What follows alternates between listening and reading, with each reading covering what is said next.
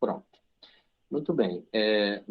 No sábado passado, nós conversamos um pouco sobre a necessidade de trabalhar com a ideia de multi-skills, ou seja, das habilidades integradas, né?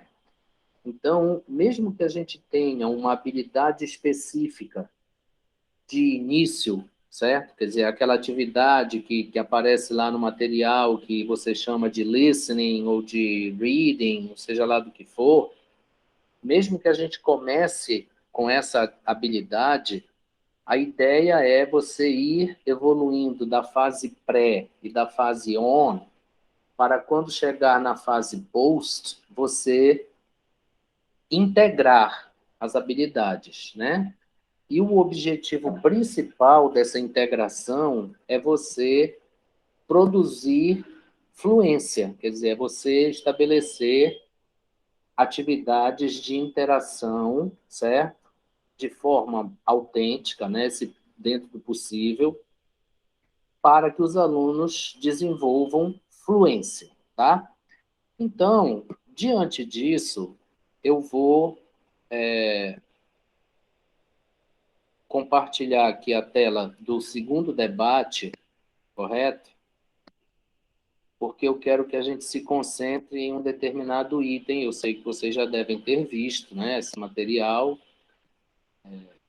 do debate introdutório, tá? Então, apenas me digam se vocês estão conseguindo ver a tela, ou se precisa aumentar. Está dando para ver?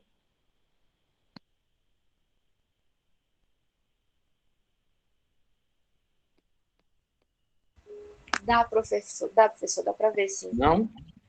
Está dando para ver ou não? Dá pra ver sim. Tá? Querem que aumente mais? Posso aumentar, porque nós vamos nos concentrar em dois itens. Deixa eu aumentar um pouco mais.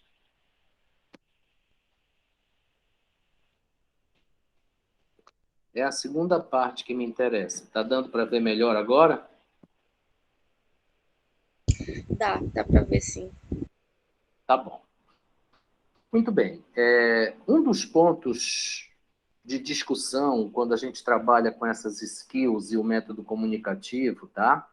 É que algumas pessoas acham que as habilidades de input, que são o listening e o reading, devem estar sempre na fase pré das atividades. Então, mesmo que você tenha uma atividade de writing ou de speaking, você deve começar sempre com um listening ou um reading, porque essas duas habilidades é que se associam com a ideia de input, tá? Um outro grupo, uma outra corrente, acha que não, certo? Que não tem nada a ver. Você deve trabalhar com a fase pré e a fase on dentro da habilidade de início, tá? Aquele pontapé inicial que a gente costuma dizer, tá? A gente costuma chamar de pontapé inicial, correto? Então, isso é um ponto de discussão, tá? E no qual eu gostaria de refletir com vocês agora, certo? Eu queria, então, que vocês olhassem para esse item aí, 3G, tá? Que diz assim, before they started listening or reading, I made sure they knew the difference between listening and reading, forgetting the general idea only, and list, que é o que a gente chama de skimming, né? And listening, reading, in order to get specific information, ou seja, o scanning. Então, aí eu queria que vocês refletissem um pouco e me dissessem se vocês acham que isso está certo, não está, isso é indiferente. Então, vocês têm aí 3 alternativas, tá? Então, o professor teria que esclarecer para os alunos que tipo de pré-atividade eles estão fazendo. Se é apenas skimming ou se é scanning, Então, vocês estão vendo aí que tanto no listening quanto no reading, nós podemos usar os dois termos, né? Skimming e scanning, que normalmente a gente associa à leitura, certo? O que vocês acham? Qual é o Professor, ponto? Diga, pode falar. no meu caso, eu geralmente explico todos esses detalhes no básico, no nível básico. Às vezes no intermediário. Uhum. Porque assim, no nível básico, eu percebo que os alunos, eles chegam assim, apavorados. Alguns chegam na sala de aula e quando você coloca o áudio, eles ficam assim, te olhando com os olhos esbugalhados. E aí eu digo que eu não quero que eles memorizem tudo que todo mundo falou. Eu não quero que ninguém traduza o texto inteiro para mim, né? Então a intenção não é essa. Eu não quero que eles entendam 100% do que foi dito.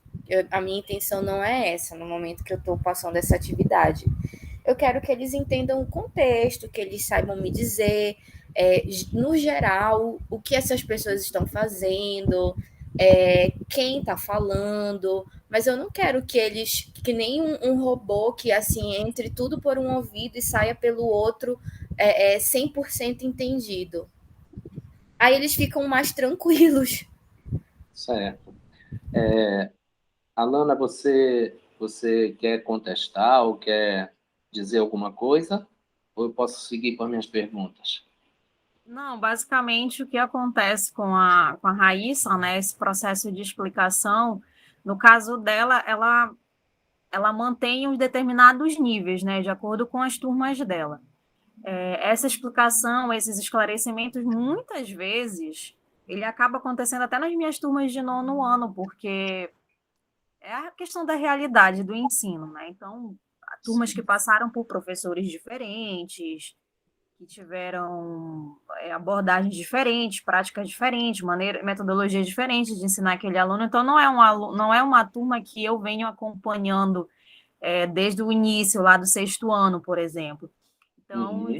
já foi diferente uma experiência para mim, no sentido de quando eu consegui pegar sexto ano, uma determinada turma que eu iniciei no sexto ano, foi minha turma no sétimo, foram meus alunos no sétimo, foram meus alunos no oitavo. Então, eu Certo. vinha com um acompanhamento de 3 anos com a mesma turma. Então, é totalmente diferente de eu ser a professora nova de uma nova turma de sexto ano, de um sétimo ano. Então, esses esclarecimentos, basicamente, eles sempre vão acontecer, pelo menos na minha vivência, né, na minha prática Certo. do ensino público. Então, não teria como eu desvincular isso. Mas é como a Raíssa falou, eu realmente também coloco esses esclarecimentos em termos de que o aluno fique apavorado, principalmente os alunos do sexto ano, né, que vem ainda daquele ensino menor, sai do Fundamental 1, processo de transição Uhum. dele, então ali uma nova língua, não sabe como é que vai ser trabalhado.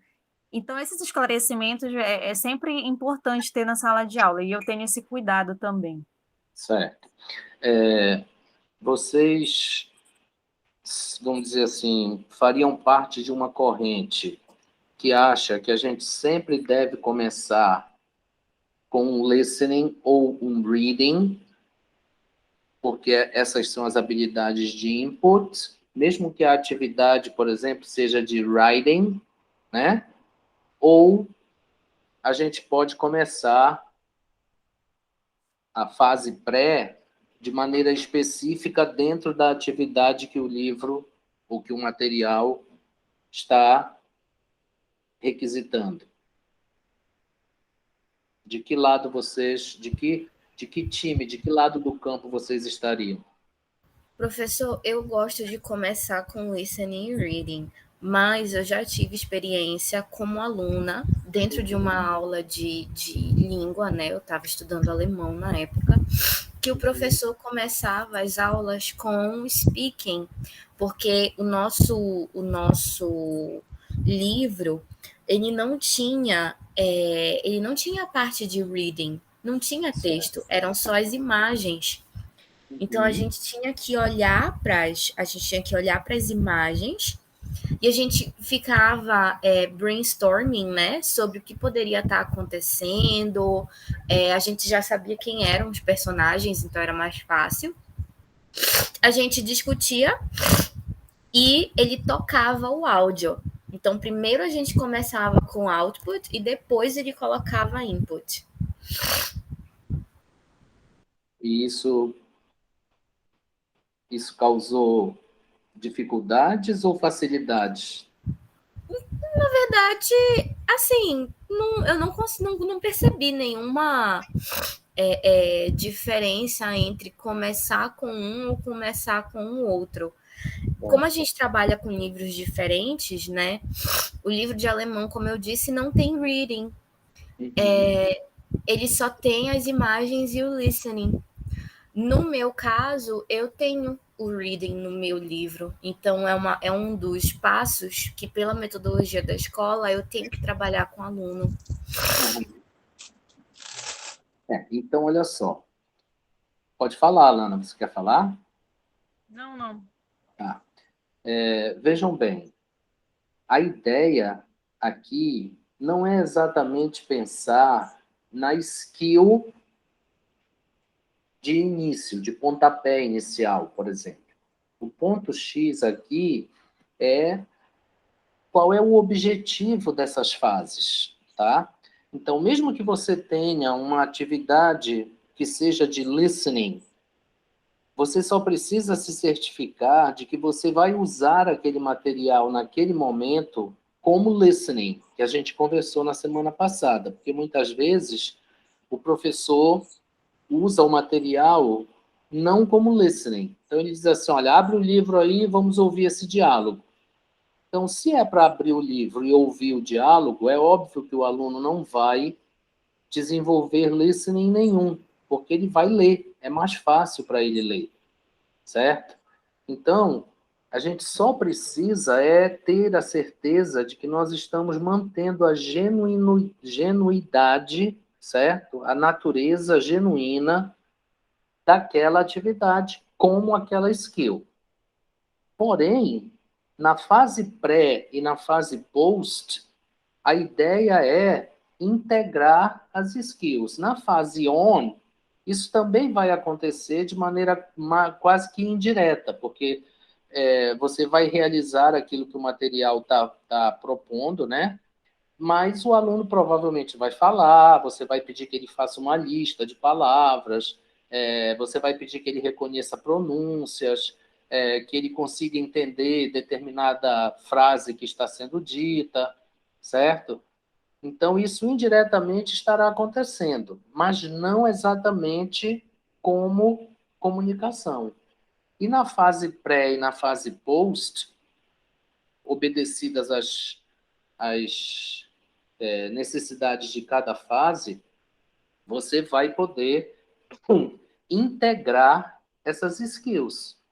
Então, aqui não tem nada, né, não tem nenhuma metodologia que estabeleça de forma inflexível que você tem que começar, você tem que fazer a sua fase pré com habilidade X ou Y ou Z, tá? Você pode integrar isso tudo dentro do seu planejamento, porque a ideia principal é essa. Quando a gente diz que você deve evoluir da fase pré para a fase post, com propostas de fluência e de interação para desenvolver a fluência, o que nós estamos tentando colocar é que, quando você chegar lá na fase post, você não vai mais controlar a produção do seu aluno, você vai deixar ele produzir livremente, tá? Porque aquilo já é comunicação mesmo. Então, as interações da fase post, elas devem priorizar, privilegiar o speaking, certo? Então, Você depois vai poder ter writing, se quiser, como homework ou como um trabalho adicional em sala, mas a primeira prioridade, que não é redundância nesse caso, será o speaking, tá? Mas na fase pré, você não tem que se preocupar com isso, certo? Você pode integrar essas skills sem o menor problema. Você pode começar com um speaking, né? Como fazia o professor de alemão por causa do material que ele tinha. Você pode começar com um reading, né? Você pode simplesmente começar com um silêncio. Então você mostra uma imagem e pede para os alunos pensarem sobre aquela imagem, certo? Você faz um exercício dirigido, né? Começa com uma imagem e a partir daí, então, você estabelece contexto, né? Estabelece atores, agentes, se aquilo é uma situação ativa ou passiva, né? Se existe na sua vizinhança, se faz parte da sua realidade. Então, é esse tipo de coisa que a gente precisa ter cuidado. Então, por exemplo, se você vai começar, se a sua metodologia estabelece que você tem que ter a fase pré com reading, você precisa analisar se os textos que o seu livro didático ou o seu material trazem são reais ou autênticos, certo? E aí, você poderá, então, fazer uma adaptação desse reading para que ele fique mais próximo da realidade dos seus alunos.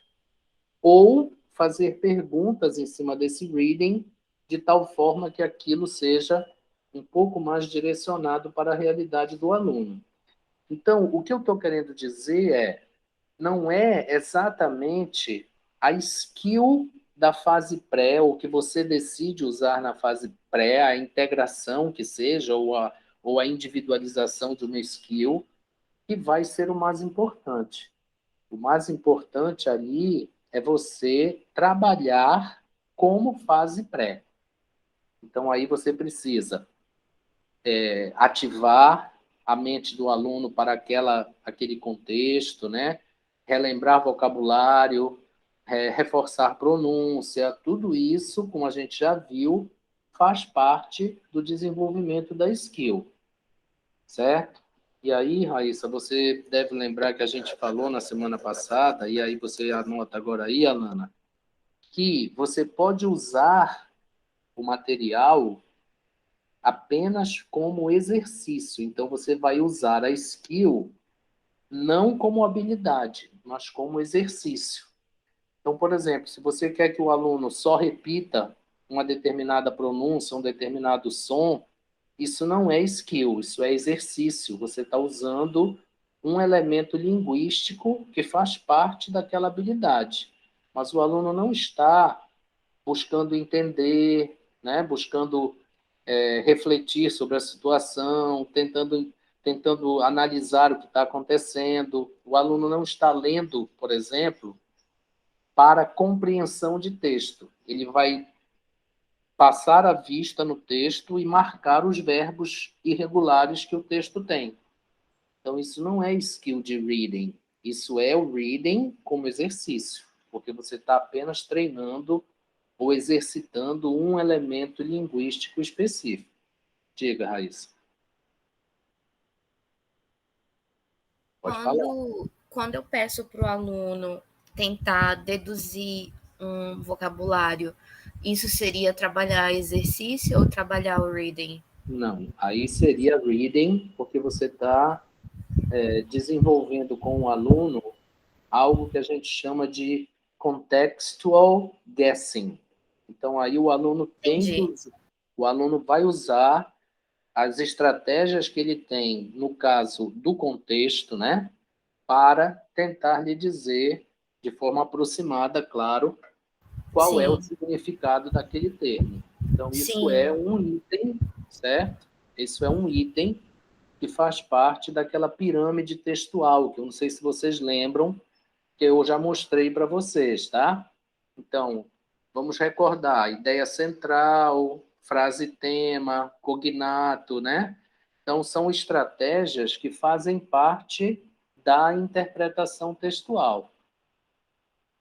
Quando a gente fala em exercício, nós estamos nos referindo, por exemplo, a você pedir que o aluno marque no texto verbos irregulares, que o aluno marque no texto advérbios de frequência. Então, aí você está trabalhando apenas com vocabulário, certo? Apenas com a identificação de um item gramatical. Se você está fazendo um listening, certo?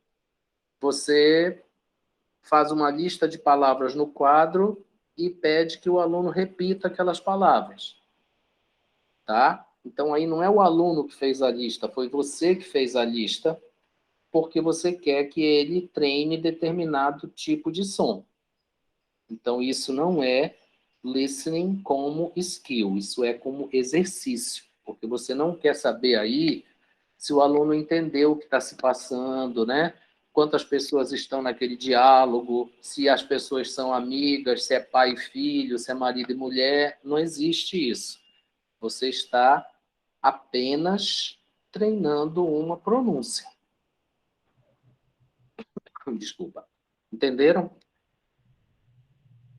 Professor, Sim, professor. Diga, Lana.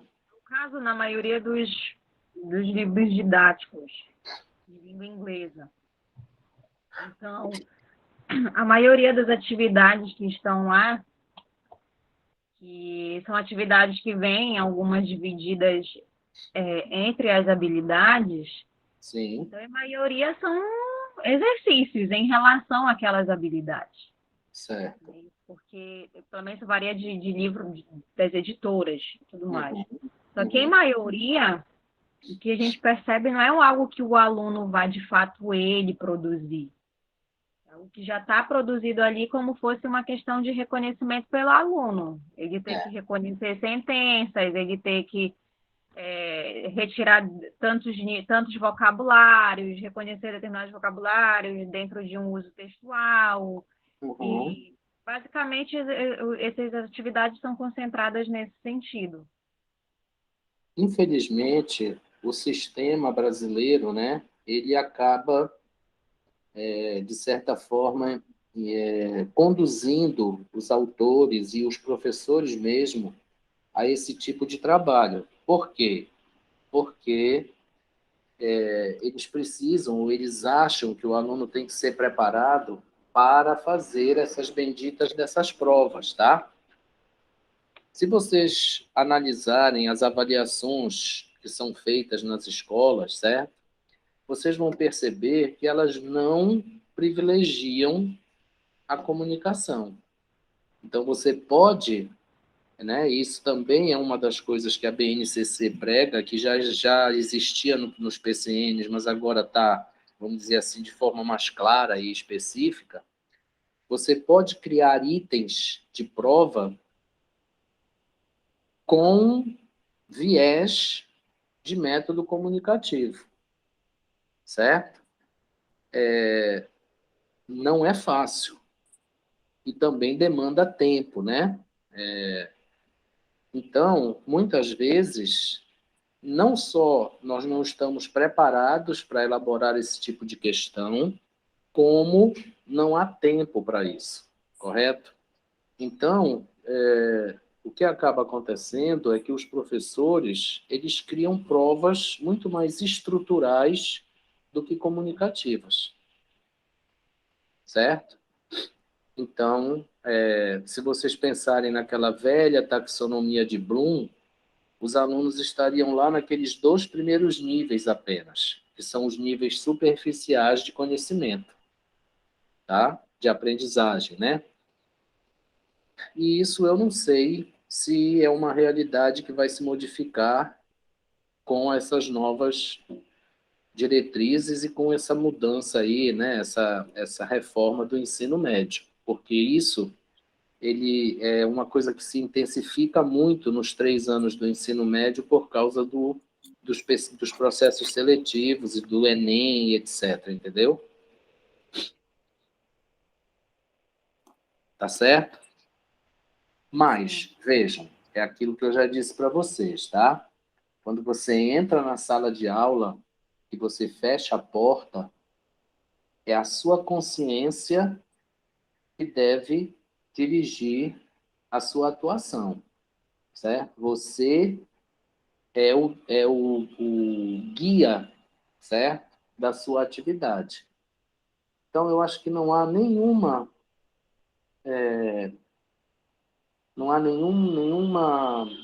argumento contrário a você trabalhar essas skills também de forma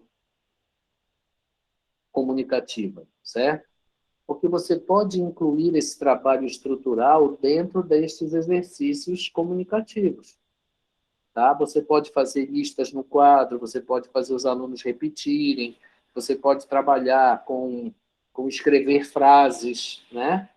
Enfim, há uma série aí de coisas que você pode fazer que, na verdade, são estruturais, mas que, como a gente viu na semana passada, são as tais sub-skills, que você precisa trabalhar também, certo? Então, como é que o aluno, por exemplo, vai ver um filme, um vídeo que fala sobre café da manhã, se ele não conhece o vocabulário de café da manhã, que é coffee, que é milk, que é yogurt, etc.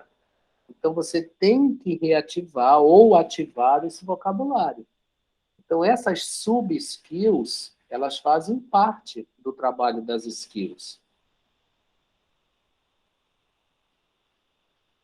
Pois é, certo? Então, vejam bem, a luz no fim do túnel é a integração das skills, tá? De maneira comunicativa, porque como a gente já viu, né, na semana passada, Raíssa, que foi um dos pontos que nós conversamos, no dia a dia, na vida real, você não compartimenta essas skills, né? Você usa elas de forma conjunta o tempo inteiro, certo? Você não pode dizer assim, não, peraí, agora eu vou só ouvir a música. Não, não existe isso. Não, espera aí, agora eu vou só ler aquele sinal ali, aquela placa ali. Então, existe algo que a gente já conversou aqui também, que é a diferença entre conhecer o código e usar o código para fazer frente às demandas sociais da linguagem, certo? Então, você tem que usar essa linguagem de forma significativa, para fazer sentido no seu dia a dia, certo? Então, você não pode chegar, por exemplo, num restaurante, dar um soco em cima da mesa e dizer, olha, eu quero a minha comida agora, já. Pode trazer aí o meu hambúrguer, e eu quero bem passado. Isso não será apropriado, isso não é demanda, certo? Social da linguagem. Então, a gente já viu, a gente já discutiu aqui bastante que existe uma diferença entre você conhecer o código e você ter letramento nesse código, tá? Então, é a mesma coisa que vai acontecer na sala de aula, tá? Essas sub-skills, elas vão acontecer dentro da atividade que você estará fazendo, porque elas são necessárias, certo? Então, se você não tem um certo conhecimento da língua, como é que você vai usar o contexto para aproximar o significado de algum termo? Você não vai conseguir, porque você não sabe se o termo é verbo, se é adjetivo, se é advérbio, e isso é uma das coisas que a gente precisa para usar o contexto. Você precisa saber, né, dentro da estrutura da língua, se aquela palavra é um verbo, se é um advérbio, se é um adjetivo, se é um substantivo, se for um substantivo, se está no singular ou no plural. Então, se você não souber essas coisas, você não vai conseguir aplicar o reading, a interpretação textual. Sim, exatamente. Certo? Se é linguagem conotativa, se é denotativa, certo? Se é literal, se é figurado. Tá? Você precisa também, por exemplo, conhecer o gênero textual, se aquilo é um poema, né? Se aquilo é uma poesia, se aquilo é uma narrativa, tá? E aí lembrar que, por exemplo, numa narrativa você tem aqueles 5 elementos principais, né? Personagem, enredo, tempo, espaço, narrador. Então, essas coisas nós chamamos de sub-skills e que fazem parte deste trabalho. Tá certo? O que acontece é que você pode treinar apenas a sub-skill ou você pode englobar tudo para desenvolver aquela habilidade. Certo? Então, é isso que é o importante, tá, gente? É essa integração dessas habilidades. Então, o item 3H desse pequeno questionário que eu coloquei aí para vocês é vamos dizer assim, uma certificação disso daí. Tá? Então, ele diz assim, before they started the lesson, I made sure they had understood the purpose of being asked to listen or read. Então, eles precisam saber se eles vão fazer aquela atividade como compreensão ou como estrutura.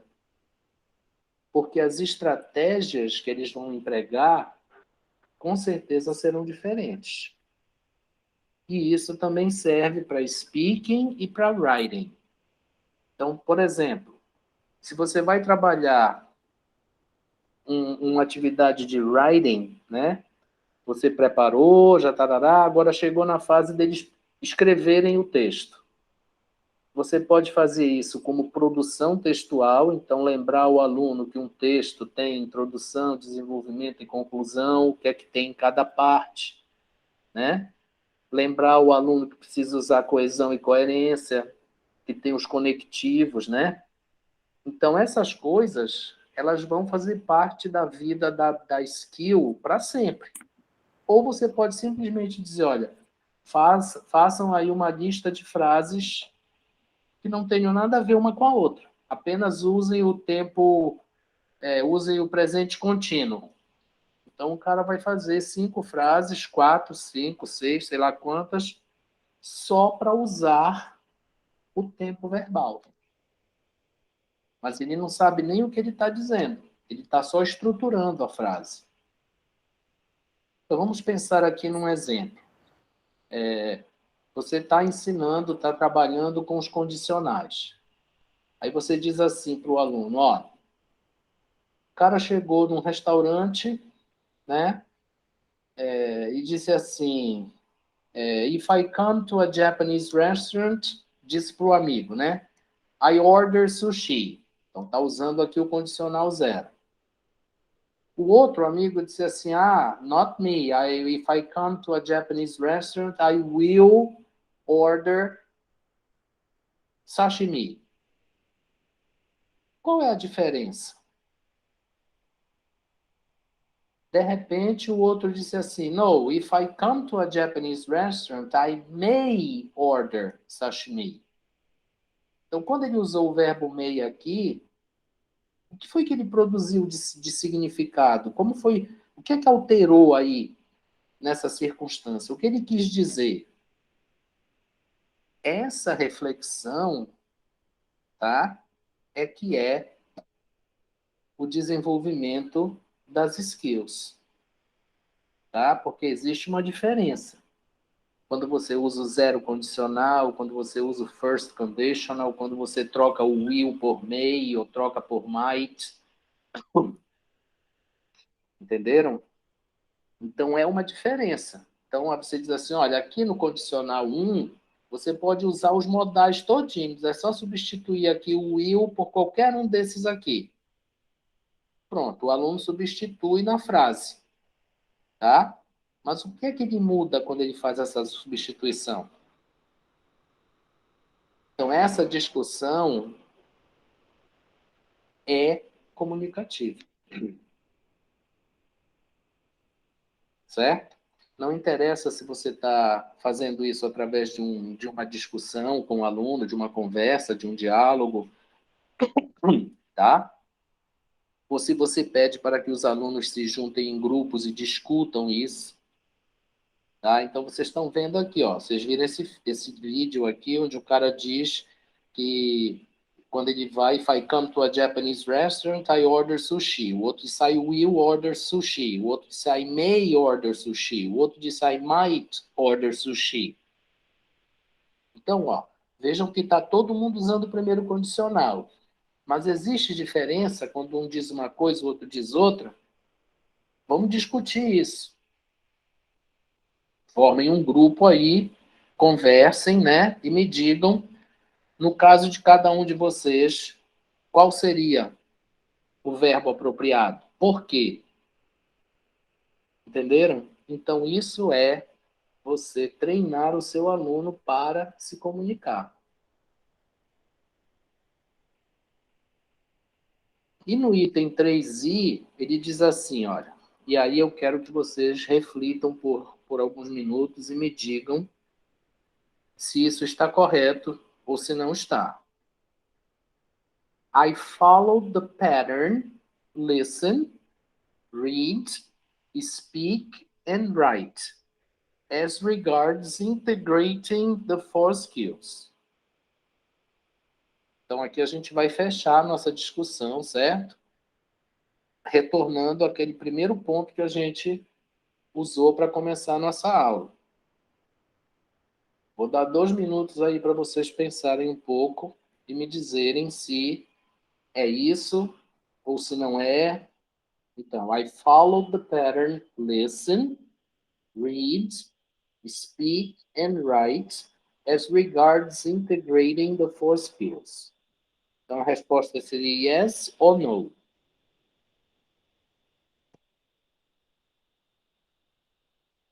Quem quiser se manifestar, quando tiver refletido, pode se manifestar.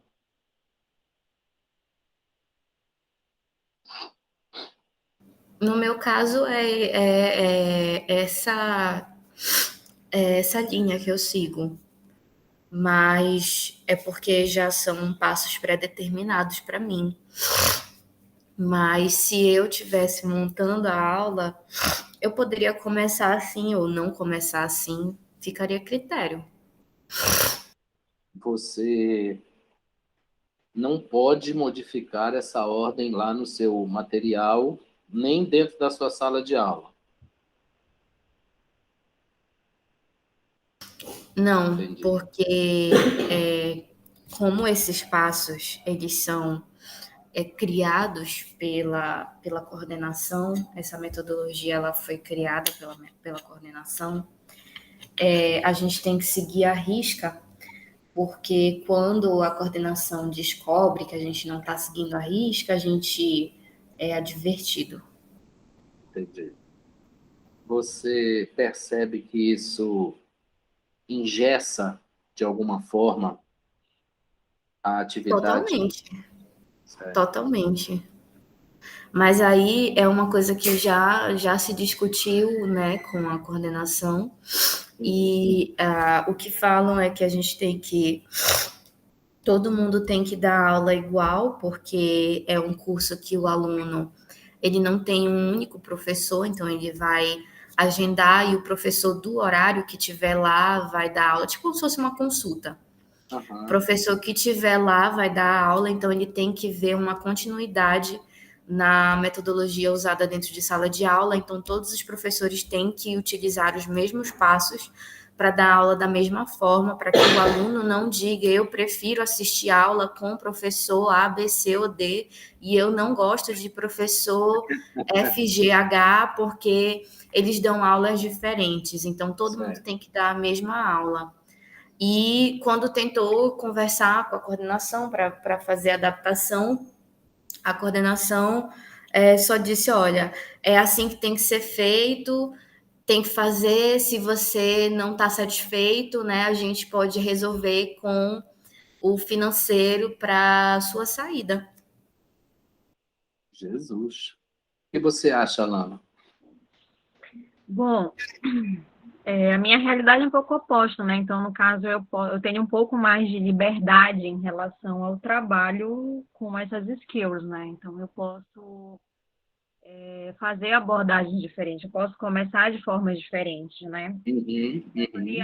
Isso vai variar muito da questão pedagógica da escola, no meu caso, porque não há uma uniformidade, como acontece aí com a Raíssa, né? Na verdade, o engessamento, porque, no caso, tudo que a Raíssa aprendeu de todas as experiências até agora, eu acredito que ela continua a ficar totalmente travada, ela não pode colocar em prática todo o conhecimento adquirido, por exemplo, agora nesse processo de formação, devido ao trabalho dela em viabilizar isso, né? Então, é diferente de mim, que posso já estar experimentando coisas diferentes na sala, abordando de uma forma diferente, utilizando uma metodologia diferente para saber se vai dar certo ou não com determinada turma ou não. Então, é aquela coisa, tudo tem seus prós e seus contras, mas no caso dela, ela não consegue colocar isso em prática devido, né, essa questão pedagógica da escola que é muito, muito ferrenha. Eu acho que com isso é até ruim para os próprios professores, porque o aluno acaba concebendo, tendo uma ideia geral assim dos professores, todos eles são iguais, todos eles trabalham da mesma forma, então não faz diferença. Isso é ruim para o professor, no caso, né? Porque ele acaba não colocando em prática algo diferente que ele discorda da prática da própria instituição, né? Pois assim, só para tentar dar a explicação. Quando eu entrei na escola, a escola não tinha coordenação, né, para o curso de inglês. E da feita que entrou uma coordenação, essa coordenação teve que, digamos que, estruturar todo o material, toda a metodologia, e recebeu muitas críticas. Só que, assim, ao invés de trabalhar com as críticas recebidas, o posicionamento foi: vocês fazem o que eu mando. Então, assim, os professores que não conseguiram se adaptar realmente saíram da escola. E quem queria manter seu emprego ficou e tá lá, robozinho. Eu já tô tentando me afastar dessa realidade. Até comentei, não sei, Alana, se tu estava na sala quando eu comentei com a professora Ana Cleide, né? Ana Silene. Ana Silene, perdão, Ana Cleide é professora da graduação. Ana Silene, que eu passei num processo seletivo para professor bolsista do curso livre da UFRA. Então, agora eu vou ter uma outra realidade de trabalho. Sim.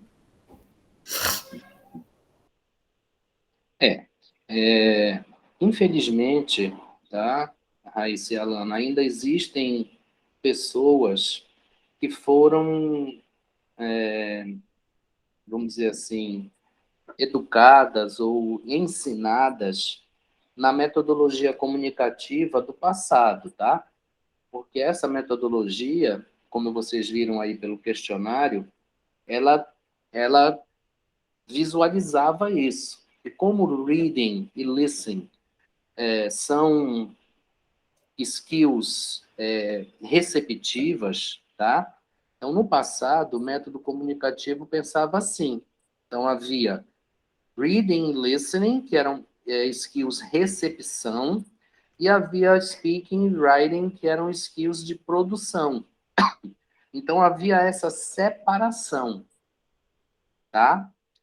Mas hoje, a gente sabe que não é assim, certo?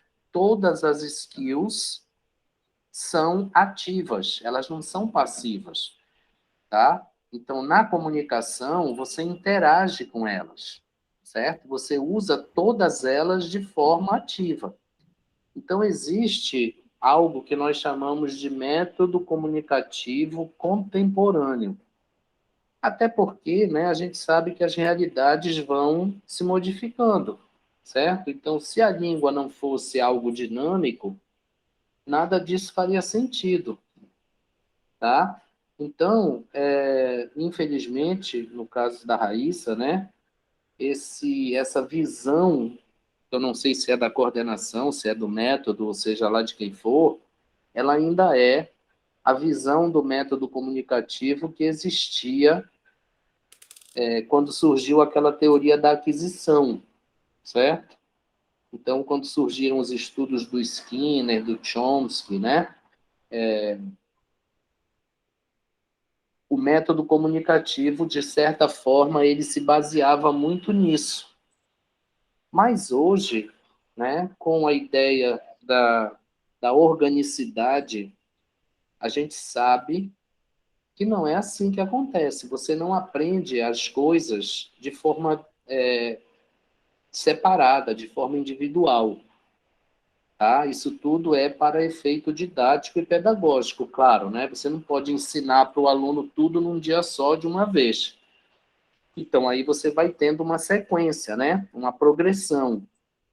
Mas, lá na vida comunicativa, as coisas não acontecem assim. E esse é o grande desafio da sala de múltiplas habilidades no método comunicativo. E, infelizmente, muitas pessoas não acompanharam essa evolução, certo? Então, vocês imaginem, por exemplo, um aluno autista aprendendo língua estrangeira.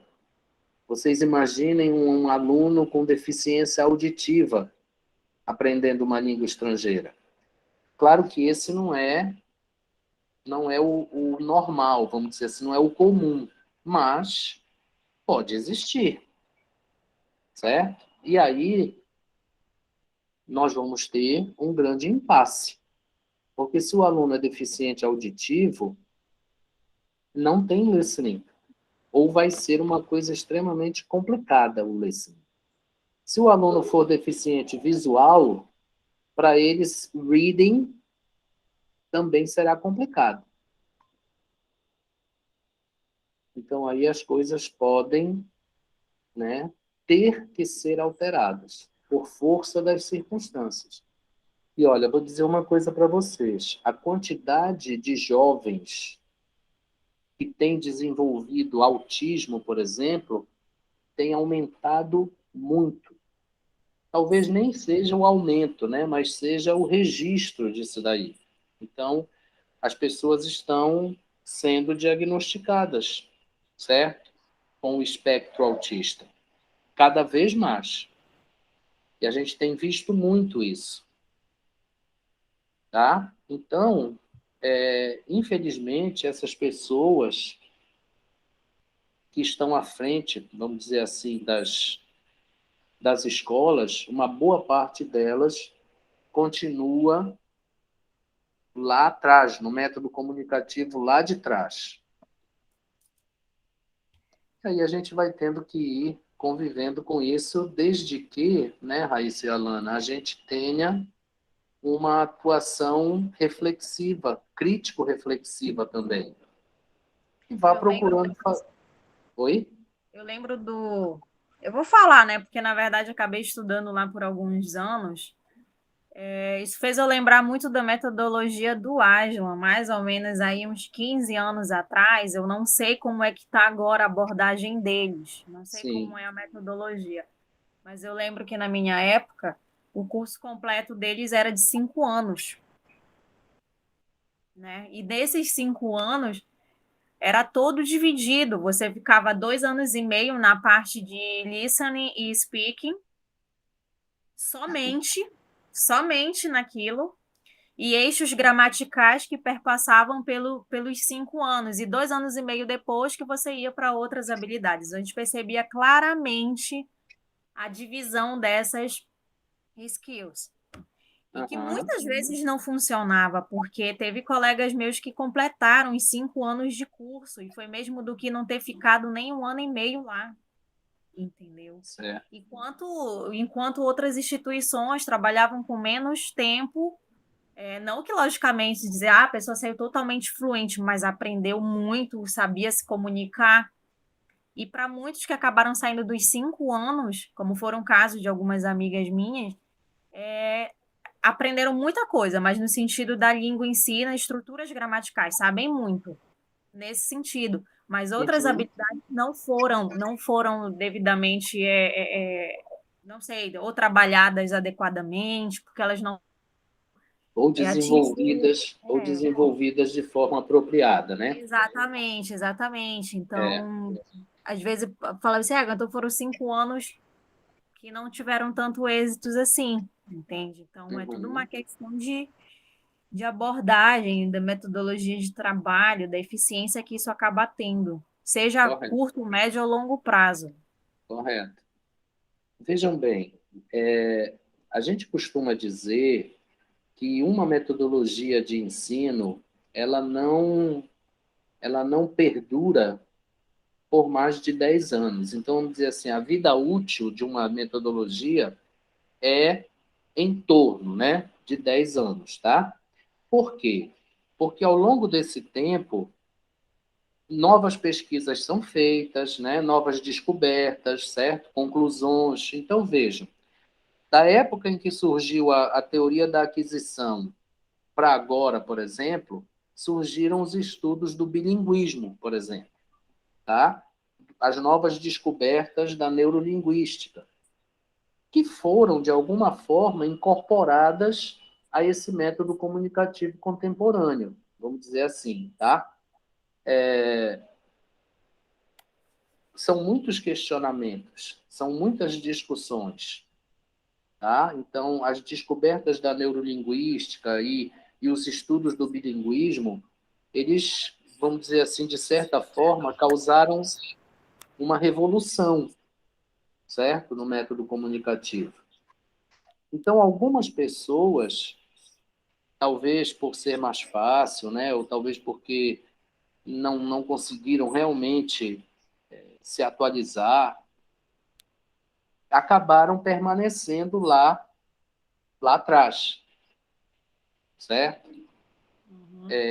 Então, a neurolinguística, por exemplo, ela encontrou indícios de que quanto mais cedo você começa a aprender um segundo idioma, mais chances de aprender e desenvolver essas habilidades você tem. Aí o bilinguismo pegou isso e acabou, de alguma forma, desvirtuando um pouco essa descoberta, né? Certo? Então, é preciso que as pessoas tenham uma atuação crítico-reflexiva, especialmente os professores, que são aqueles que estão lá dentro da sala de aula.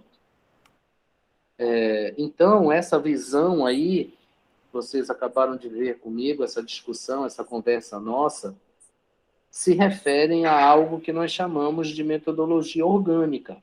Por que orgânica?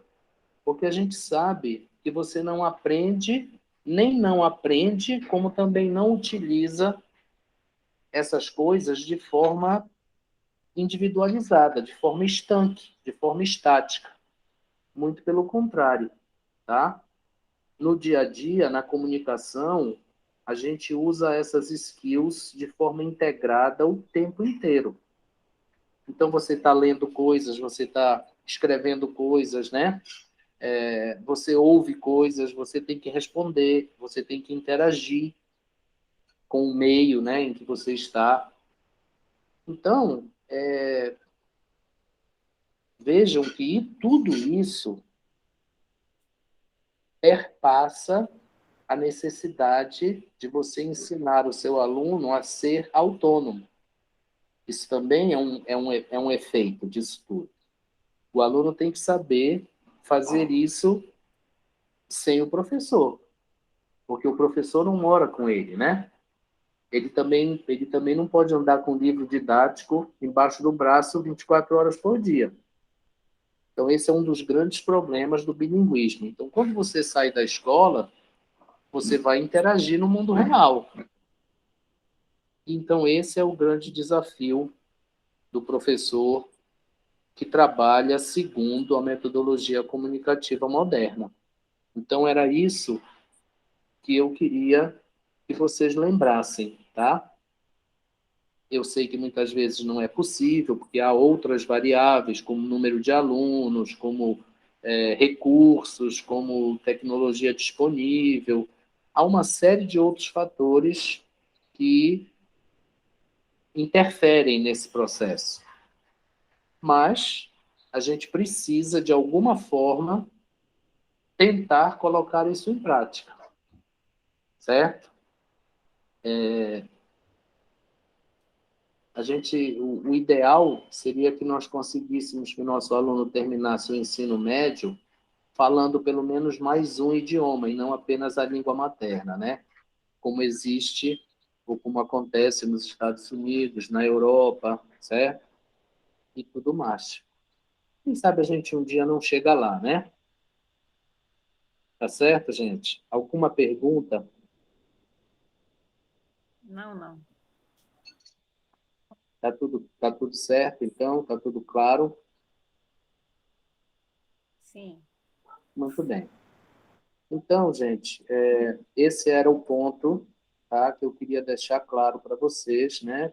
Queria deixar essa sala das habilidades múltiplas, essa ideia das habilidades integradas e do método comunicativo, para vocês poderem, então, tentar colocar isso em prática de forma eficiente, de forma eficaz. Se vocês não tiverem mais nenhuma pergunta, então, acho que nós podemos encerrar por aqui. E aí vocês ficam, então, devendo as duas atividades, certo? Deste módulo, e o pensamento de ter um pré-projeto aí, dentro daquele prazo que a gente acabou de acordar, certo? Um bom Tá fim de ok, semana, professor. Ok. um bom fim de semana para vocês, tá? Aproveitem, descansem um pouco e não percam os prazos das tarefas, tá bom? Eu vou interromper aqui a nossa gravação. Professor, Diga, Alan. tem uma pergunta.